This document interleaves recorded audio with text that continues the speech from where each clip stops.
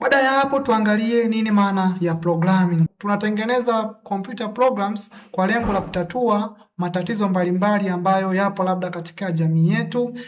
Hizo ndo computer programs. Sasa kwenye uandaji wa computer programs, maana yake unafanya programming. Pale unakuwa unafanya programming. Sasa hatua ya kwanza ya kufanya programming, lazima kwanza uweze kufahamu tatizo ambalo unataka uweze kulitatua kwa kupitia programming. Ukishafahamu tatizo lako, basi unaweka planning, namna gani utaweza kutatua hilo tatizo.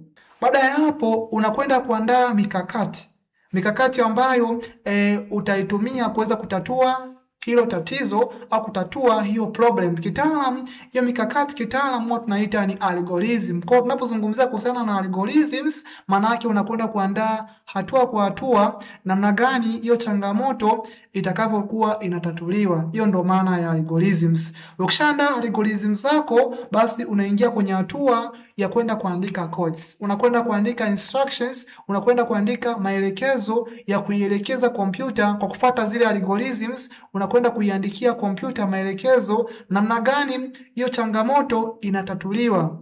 Na mwisho wa siku kompyuta itakuwa na uwezo wa kuweza kutatua hiyo changamoto. Hiyo ndo maana ya programming. Lakini pia tunahakikisha kwamba hiyo programs au hiyo systems inakuwa inafanya kazi kwa usahihi kabisa. Hiyo ndo maana ya neno programming. Kuanzia unapokuwa na idea ya kuweza kuandaa program fulani labda ya kusolve changamoto fulani mpaka utakapokuwa umetengeneza software hiyo ambayo itakuwa ni software ambayo inafanya kazi, software ambayo itakuwa na uwezo wa kutatua hilo changamoto ambayo umeikusudia kuifanya kwa kupitia programming.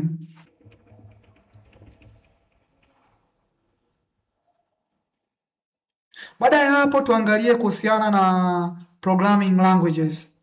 Napozungumzia kuhusiana na programming languages, of course sasa hizi ndo zile lugha ambazo sisi watengenezaji wa programs ambaye ni programmers tunazitumia kuweza kuandaa hizo instructions, kuweza kuandaa hayo maelekezo ambayo utakuwa unaiambia kompyuta iweze kufanya kitu fulani au iweze kutatua changamoto fulani. Hizo programming languages ziko za aina mbalimbali na kila lugha pia ina matumizi yake. Kuna language kama C++, kuna language kama Python, kuna language kama Java, kuna PHP, kuna C#, kuna C, kuna Ruby. Zote hizo tunasema ni programming languages ambazo sisi kama maprograma, sisi kama waandishi wa programs tunatakiwa tuweze kuzifahamu ili tuwe na uwezo wa kuweza kuandika maelekezo ambayo utakuwa unaielekeza kompyuta iweze kutatua changamoto fulani.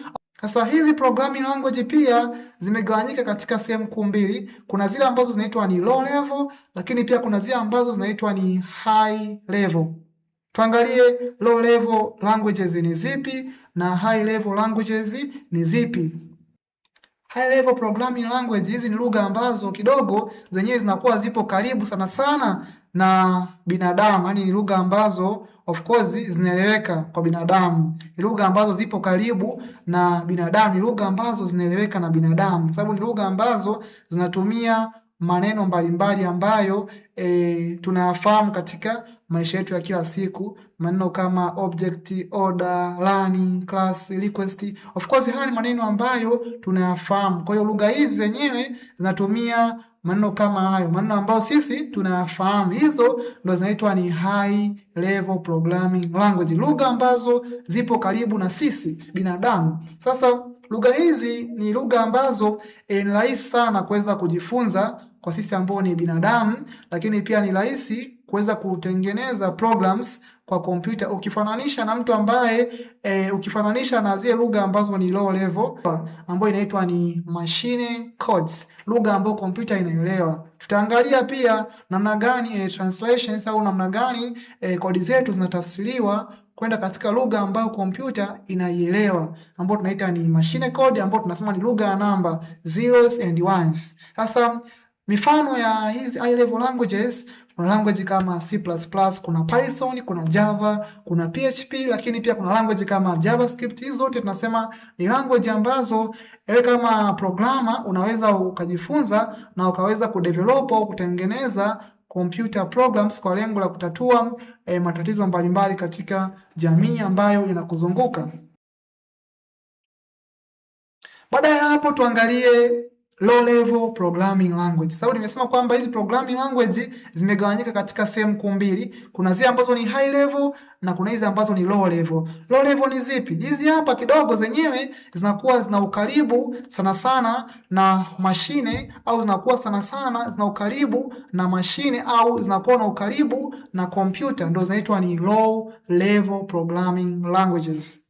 Lakini pia hizi low level pia na zenyewe zimegawanyika katika sehemu kuu mbili. Sehemu ya kwanza inaitwa ni machine language. Of course kitaalam tunaita ni first generations. Tunasema kwamba hili ni toleo la kwanza kabisa la programming languages. Sababu tunasema kwamba hii ni lowest level programming languages. Ni lugha ambayo ipo katika level ya chini kabisa. Sababu ni lugha ambayo moja kwa moja ni lugha ambayo huwa inaeleweka na Central Processing Unit, CPU. Tunazungumzia ni the brains, au tunazungumzia ni ubongo wa kompyuta. Sababu unapokuwa unaandika hizi instructions, kitu ambacho unapokuwa unaandika haya maelekezo, maana yake kitu pekee ambacho kinachakata hayo maelekezo katika kompyuta huwa inaitwa ni CPU, ambapo tunasema ni Central Processing Unit.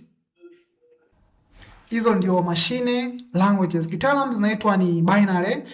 Of course ni binaries, of course ni 0 and 1s kama zinavyoonekana hapa. Nimeweka hizi ni 0 and 1s. Huu ni mfano wa machine language, ni lugha ambayo inaeleweka na kompyuta. Hii ndio lugha ya kompyuta. Sababu kompyuta kiuhalisia, kompyuta huwa haielewi maneno. Kompyuta yenyewe huwa inaelewa namba ambazo ni binary, ambazo ni 0 na 1, 0 na 1. Ndio lugha ambayo kompyuta inaielewa.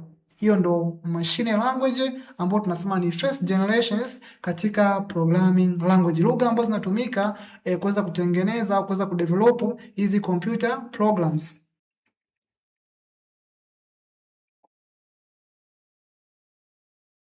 Baada ya hapo tuangalie kuhusiana na assembly language, sababu hii nisema kwamba hii hapa ni aina ya pili ya low level, sababu low level zimegawanyika, kuna machine language na assembly language. Sasa assembly language hii tunasema ni second generations, tunasema ni toleo la pili la programming language, sababu toleo la kwanza lilikuwa ni machine codes au machine languages. Baada ya hapo wataalamu wakahamia katika generation ya pili au katika kizazi cha pili ambacho kinaitwa ni assembly language. Sasa katika assembly languages tunasema kwamba computer programs zikaanza kutengenezwa kwa kutumia abbreviations. Ninapozungumzia abbreviations, maana yake wakaanza kutumia vifupisho kama vile moves, adds, subs. Nimekuwekea mfano wa assembly code, uangalizi ni kodi ambazo zimetumika kutengeneza programs kwa kutumia. Hizi ni mfano wa assembly codes, kodi ambazo zilikuwa zinatumia assembly languages kama zinavyoonekana hapa, nimekuwekea picha yake.